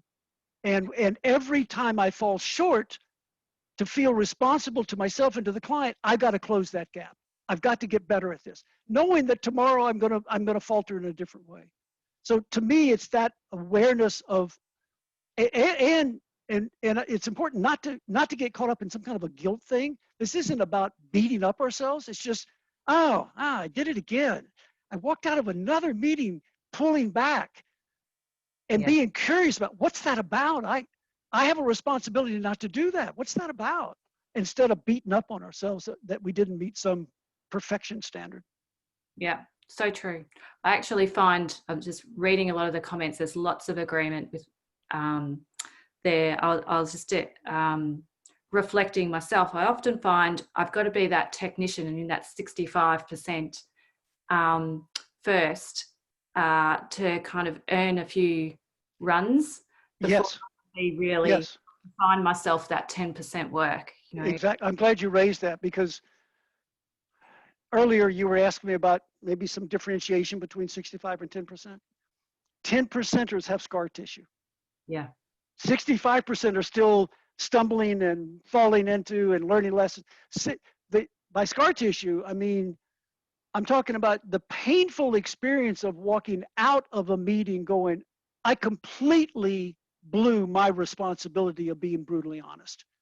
And for that to hit me really hard, that's the scar tissue I'm talking about. So you absolutely have to pay your dues in 65% work to even have a sensitivity to that. Yeah. Now, what concerns me as a profession is the vast majority of certifications don't even mention any of this. So what we're teaching a whole generation of practitioners is, oh, just get your certification and you're good to go. No problem. You know, as long as you know your tools and techniques. Well, okay, but there's something on the other side of certification. And because what clients are after when they are seeking, whether they know it or not, when they are seeking high impact 10%ers, what they're after isn't proficiency, they're after wisdom. Yeah. They're after insight. Well, that comes from paying your dues in the 65% zone. Yeah. I think even further to that, often they don't know what they're asking for. So exactly. Same terminology of change or transformation as one and the same thing, change management and transformation. Don't know what they're asking for, need a transformation, hire a change practitioner, a change manager, a 65%er, and then why didn't I transform? Well, the intellectual appetite for transformation far exceeds the practical willingness to pay for it. Okay, and I'm not talking about money here. I'm talking about, I mean, one axiom for organizational transformation is that the leaders can't guide a transformation in the organization unless they're willing to engage a transformation in themselves. That's part of the invoice. Now, the 65%er isn't going to bring that forward. The 10%er is going to say early on, are you up for that? Because if you're not, I'm probably not a good resource for you. Yeah. There was actually quite a few comments in the chat there around often they don't know, they're looking for that 10% work or think they're joining an organisation as a 10%er and don't know until they get there. They're not, there's no way that's going to happen. Yeah. And then I guess there's that decision to make. Well, yes. And I don't think that organizations that, whether they're hiring an external consultant or an internal practitioner, I don't think it's a conscious intent to be misleading. To your point, they don't know when they say, oh, we're ready for transformation, they don't know what transformation is about. They haven't paid their dues on that. And so it's incumbent upon us as practitioners to really help them understand what is the real price. In fact, within a couple of hours after finishing this, I've got a Zoom call with a client. That is the entire agenda for their board. The CEO and the senior team, they've been through, we've gone through it, they're ready. Now the question is the board ready? Now the board has approved the transformation, but more than likely they don't have a clue what they've approved. Yeah. And so the whole top echelon has to be on board, CEO, senior team, and the board in order for that to work. Yeah. Excuse me. They don't know what they've approved and they don't know what it means. That's what I mean. The vast majority of clients who say they're ready for transformation, they're declaring that in the midst of uninformed optimism. They don't know what it really is going to cost them. And part of our job, I think, is to, as early as possible, to say, if this is what you think you want, let me give you a sober invoice that you're going to have to pay. Now, 65%ers don't want to do that because many times when you explain to a client the real price for change, they'll decide not to change. Yeah. I believe some of the best work as a profession we've ever done is when we talk people out of change by just explaining the reality of it. On the other hand, when you explain the reality price tag for change and the client says, oh, I wish it wasn't that expensive, but we've got to do this. Now you may have a viable contract. Yeah. I'm just reading a comment from Anna saying that she's loving this conversation about transformation being really a fad word for a lot of organisations, and they're being blind to the actual impact of it. They're just often organisations are just looking to be different so that they can get ahead, but they don't really know what that means. And then there was a few follow-up comments there about uninformed optimism, and you know, almost I think the bliss of ignorance until they're not. Well, there's an arc that all of our clients go through. They tend to hire us, and again, that's whether we're external or internal. They tend to hire us during uninformed optimism. They don't really know what they're asking for, much less what they're going to get. Well, that's the first stage. The second stage is informed pessimism, because they begin to learn what transformation's really like. And it's during informed pessimism that they start having second thoughts, not only about the project, but maybe about you as the practitioner. And so we have to get through that second stage of the reality of the invoice. And what doesn't work is to hide that invoice during the honeymoon stage, because it leaves them less prepared to get through the second stage. In the middle of trying to secure the work, we actually have to tell people how hard and risky it is, and how difficult and challenging it is, so that they're soberly purchasing this as much as possible anyway. So we have to think of this as uninformed optimism leads to informed pessimism.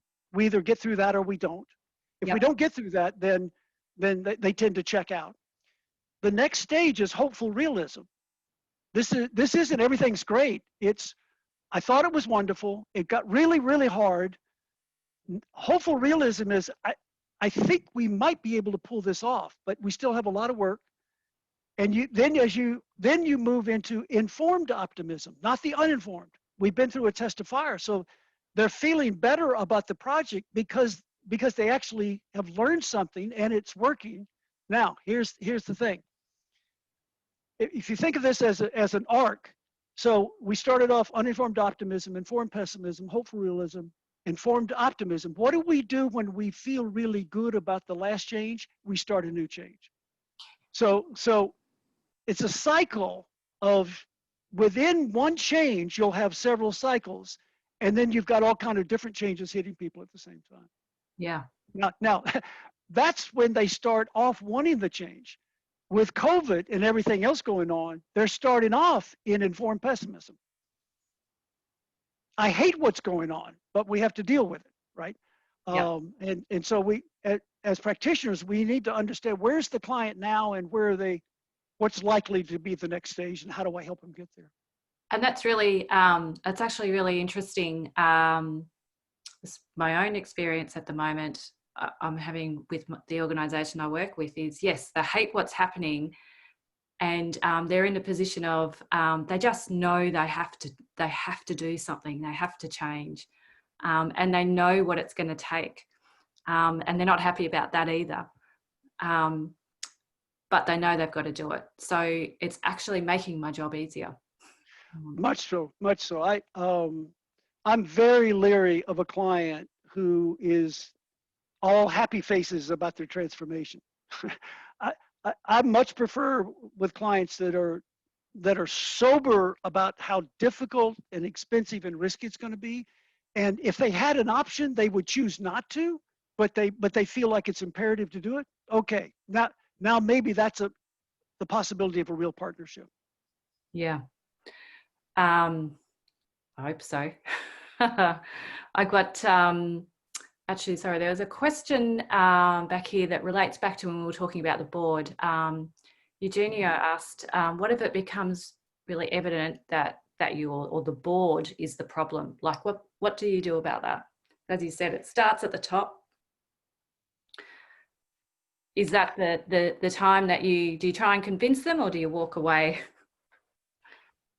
Well, I don't spend any time honestly trying to convince people. What I do is lay out the reality of what's required.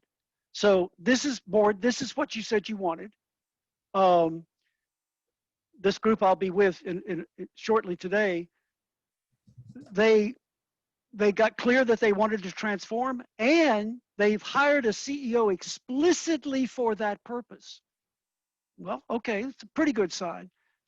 Now, what I've got to do today is to really bring the reality of not just what is the organization going to go through, what do they personally have? For example, they have to have a tolerance for ambiguity that they've probably never experienced before. They have to be willing to make critical decisions with insufficient information. This group hasn't shown evidence that they've been able to do that.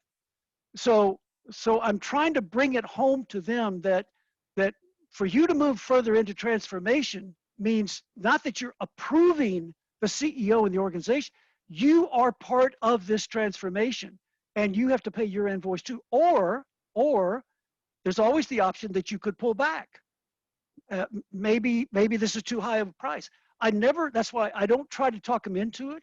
I just try to help them understand, here's the requirement. And if you don't want to meet that requirement, then you could maybe take fewer steps and have less of a requirement, and fewer steps and less of a requirement. Yeah. So to me, it's important that we leave plenty of options for clients about where they want to land, but we tell them wherever you land, there's an invoice, and you have to be prepared for that. All the way to the point that if you don't transform, here's my question. If you don't transform, now what's the invoice? There's always an invoice. Yeah. Yes. I'm just really conscious of time. I could keep talking all night with you. I've enjoyed it. I've enjoyed it. I do need to wind up. There's lots of questions and comments in the chat, which we are keeping record of, and we're taking some feedback. So I'm sure we'll get to share that back. But I'd like to hand over to Charlotte, and thank you very much. Thank you. Thank you. Thanks, Joe. Thanks, Daryl. Just obviously seeing a few people who are having to leave. So just before you go, if you can, there is a link to the feedback for the session for tonight. If you can give us some feedback, that would be fantastic. I'd like to firstly thank Holger for giving us that brief history around Change Days. Very informative for me. I'd always looked at going to Berlin, but never quite made it. So really great to get that background, and would love to be able to go to either Berlin or Toronto when we can eventually move to other parts of the world, hopefully in the next year or so. Fingers crossed. Thanks to Peter and Flimp for the fantastic audio and visuals that we've had today. That's been really, really great, and all worked pretty well. One minor glitch, but that was really good, considering we also know we have internet challenges. Thank you also to Ro, who's been in the background managing all the chat and also the entrance and spotlighting. So thank you, that went really smoothly. Also, Simone's not here, obviously, but that was a very thought-provoking. I'd obviously listened to it before, and even though I'd heard it before, it still struck a chord again tonight. Obviously, having family over in the UK and Europe, me being based in Australia, so very much could relate to that. And I think also that provoking that thing around human connection, and that it is really about emotion and it's about relationships. Ultimately, our connectedness is so important as human beings. And obviously, please remember the link to the Are You OK website, and obviously any other organisations in your country that may, I'm sure, will have the same type of organisations available. And Daryl, heard a lot about you, never met you personally. I know a lot of people that have been on your programs. It's been a pleasure and honour to actually hear you tonight. Really thoroughly enjoyed it. And I loved the point about digging deeper. And it's about that character and presence, and not about the techniques and tools and the certifications that makes that true ability to help enable change and support change as change makers. And the analogy around the sapling will sit with me forever. That was very powerful. So again, thank you very much for sharing that. Thank you. Really beautiful, and for getting up early to join us today. So really appreciate that. And finally, to all of you that are still on the call, and also to those who have left and who may have access to the recording. So thank you for joining us tonight, or this morning, or whatever time of day it is in your part of the world. And we really look forward to hopefully seeing most of you over the weekend. And with that, I'm going to hand back to Sarah, who has also done an amazing job of hosting and kicking off this first Australasian Change Days. Thanks, Charlotte. So, are we your kind of people? I hope we are. And if you haven't actually bought a ticket yet to Australasian Change Days, I hope that you will do so straight away, because I think we're going to have a great weekend. And we have lots of conversations, lots of workshops to attend across a variety of different, not just methodologies, but really people with very different opinions, exploring some really difficult questions around vulnerability. We're actually having a panel of all of our experts who have vulnerability in their workshops combined into a panel on Saturday. So that's going to be very, very exciting. And before I go, just a reminder, please do the feedback form. We'd love to hear how the launch went from a participant's perspective. And I'd like to thank very much our sponsors, because our sponsors have really, in a year of disruption, it has been really humbling and really secure, knowing that we actually had a few people behind us giving us time, money, skills, and all of that kind of stuff. So very, very big thanks to Valiente Consulting, and that Leslie and Faith. Very big thanks to Peter Pham from Flimp Studios. Very big thanks to Ro and Charlotte from Change Optimized. And of course, my consulting business is Change That Matters. Forgot my own. There you go. All right. Well, if you'd like to join us tomorrow, we would love to see you there. And have a good night's sleep. Have a great rest of the day for those of you who are just waking up or have just had lunch. And I'll see you soon. Bye.